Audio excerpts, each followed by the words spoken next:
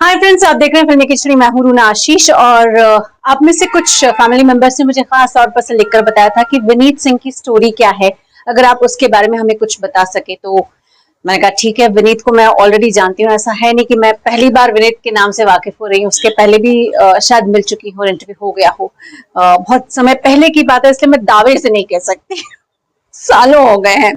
अब फ्रेंड्स, जब मैं इंडियन आइडल 13 देख रही थी तो मैं तो हमेशा I love watching the positive side, क्योंकि मुझे हमेशा ऐसा लगता है कि जब भी कोई नया कलाकार आ रहा है उसको सपोर्ट करना चाहिए।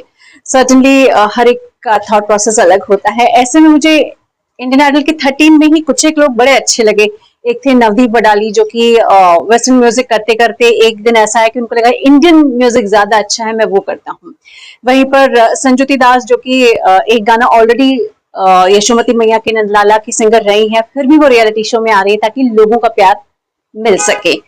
उसके अलावा भी मैं अगर बात करती हूँ तो मुझे ऋतु ऋतु रीवा बड़े अच्छे लगे हैं, क्योंकि कहा तो वो बड़े गुस्से में आए थे कि इंडियन आइडल में ये नहीं होता, वो नहीं होता, रियलिटी शोज ऐसे होते वैसे होते हैं। लेकिन जब वो वहां पर खुद गए तो उनको रियलिटी सच में कुछ अलग नजर आई। और मुझे भी ऐसा लगता है कि जो भी थोड़ी सी गलतफहमी उनके दिल में वो साफ हो जाए, क्योंकि फाइनली अच्छा गाना हर एक को सुनना अच्छा लगता है। अब मैं बात करना चाहती हूँ विनीत की।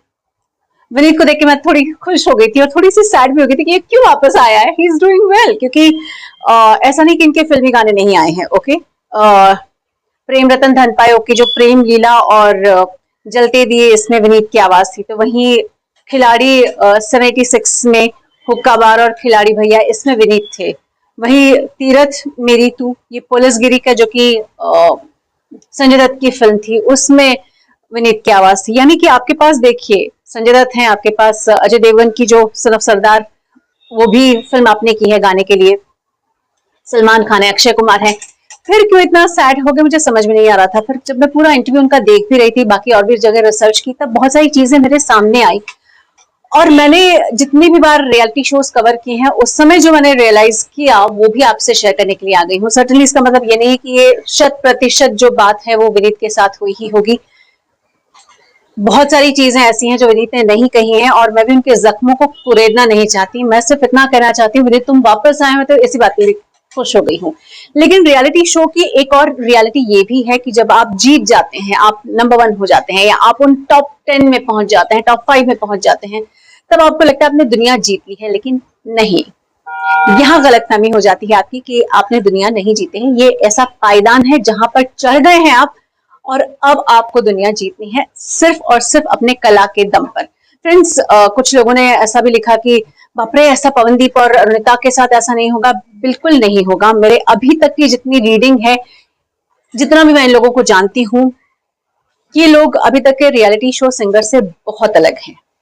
और इसका सबसे बड़ा कारण है कि ये अभी तक 1 साल हो गया है इनके इस पायदान पर चढ़कर इंडियन आइडल 12 में विनर बनके और रनर अप बनके।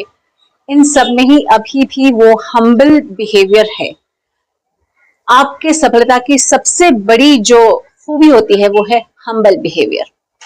अभी तक वो अकड़ नहीं है कि मैं वैसा। No, they are nice, down to अर्थ।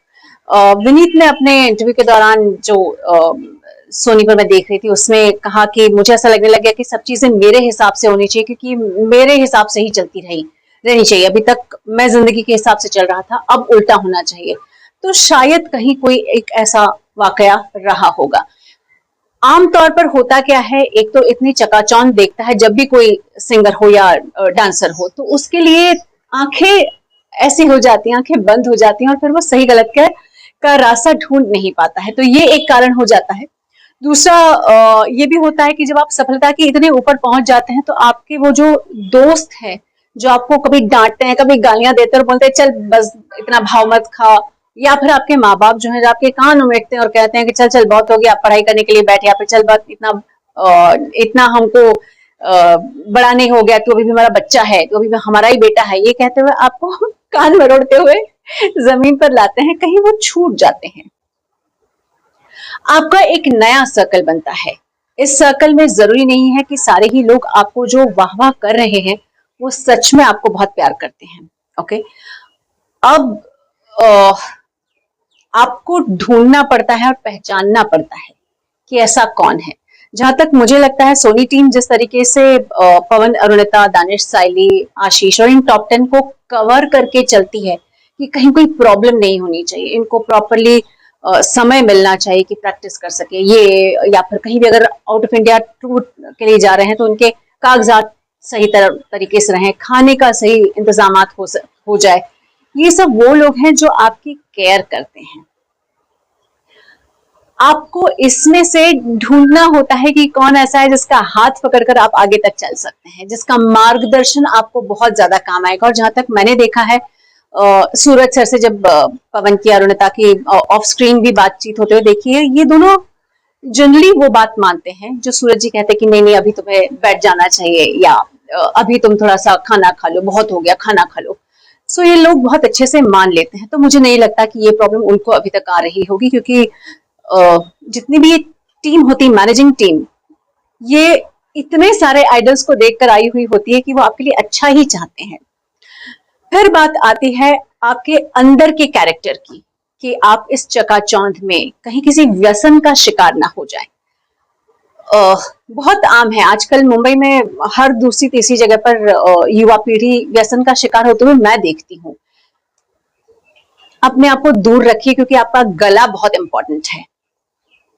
सो एक ये कारण हो जाता है पथभ्रष्ट होने का।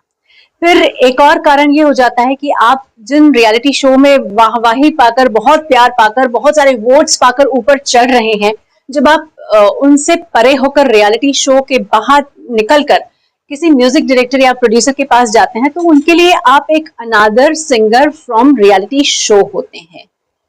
आपको वहां पर नई पहचान बनानी होती है। ऐसे में बहुत जरूरी है कि अपने आप को शांत रखा जाए, अपने आप को संयम करके रखा जाए कि हाँ, जिंदगी में हर उतार चढ़ाव देखना सुनना मिलेगा। कभी मुझे अच्छा भी सुनना मिला है तो कभी मुझे बुरा सुनने को भी मिलेगा। ओवरऑल देखा जाए तो बहुत सारी चीजें आपके खुद पर निर्भर होती हैं। बहुत सारी चीजें आप जिस जिस जिस सहयोगियों के साथ हो, जिस तरीके के सर्कल पे हो, उस पर निर्भर होती है। तो मेरे हिसाब से विनीत ज्यादा अच्छा बता पाएंगे हमें क्या कारण हो सकते हैं, लेकिन मुझे ऐसा लगता है कि विनीत ने जो बहुत बुरा फेज देखा है, उनमें से कुछ एक कारण ये कॉमन हो सकते हैं जो उन्होंने फेस किए हों। लेकिन इसके बावजूद भी मैं ये कहूंगी कि विनीत, मुझे बहुत गर्व है तुम पर कि इन सारी परेशानियों को, इन सारे बुरे समय को हटाकर तुम एक बार फिर से एक रियलिटी शो में क्रिकेट खेलने आए हो। चौके जड़ो, छक्के जड़ो, आउट ऑफ द बाउंड्री कर दो, लेकिन गाते रहो।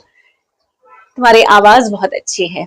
और ऐसा इनफैक्ट मैं सारे ही रियलिटी शो के जो प्रोडक्ट में बोलती हूँ, they are reality show product number 1, number 2, number 3, they are amazing singers, amazing dancers. So बस अपने आप में शक्ति बनाए रखो, जिंदगी हमेशा आप पर मुस्कुराएगी और मौके आपके फैंस और जनता आपको हमेशा देना चाहेगी।